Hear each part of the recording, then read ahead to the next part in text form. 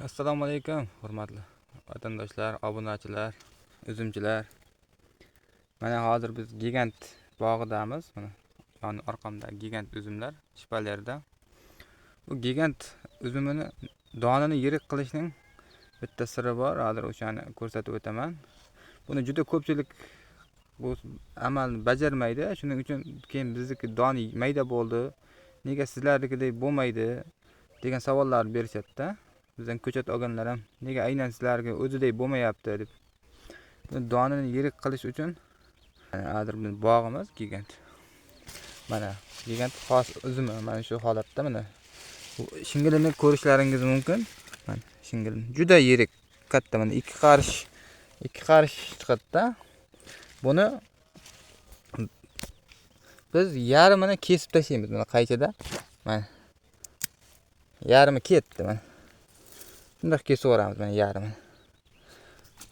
Shunaqa qisqartib qo'yamiz shingillarini.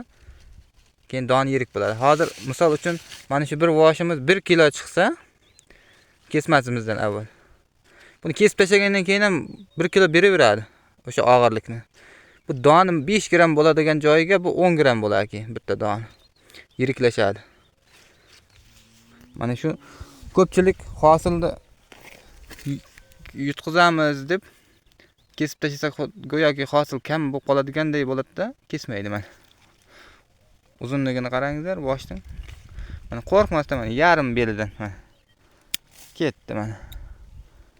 Mana. Shuni bajarish kerak. Bu bir xilda rang oladi. Shakarni yaxshi to'playdi, sifati juda yaxshi bo'ladi. Mana shunday kesib tashlaymiz. Mana bu yoqlarda ham bor mana. Yarmidan kesib o'raveramiz. Buni qancha tez kessak, erta bajarsak bu amaliyotni donlar shuncha yiriklashadi. Mana shunday kesib chiqyapmiz. Mana bu avatar. Avatar uzumining yoniga kelib qopmiz mana. Bu avatar. Kindiklari ham bilinib qoldi. Gigant uzumiga payvand qilgandik buni.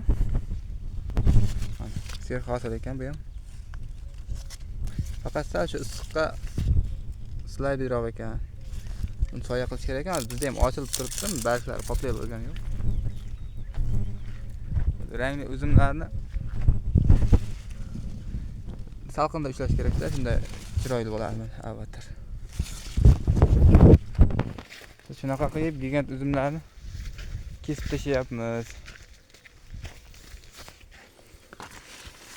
Mana gigantning holatlari. Gigant uzumi. Hozir bularni kesib o'ramiz.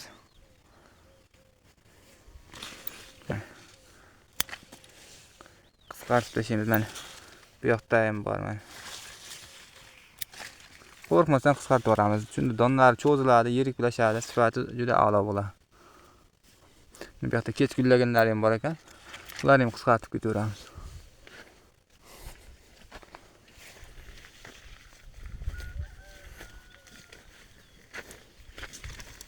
Mana bu yoqlarda bor mana.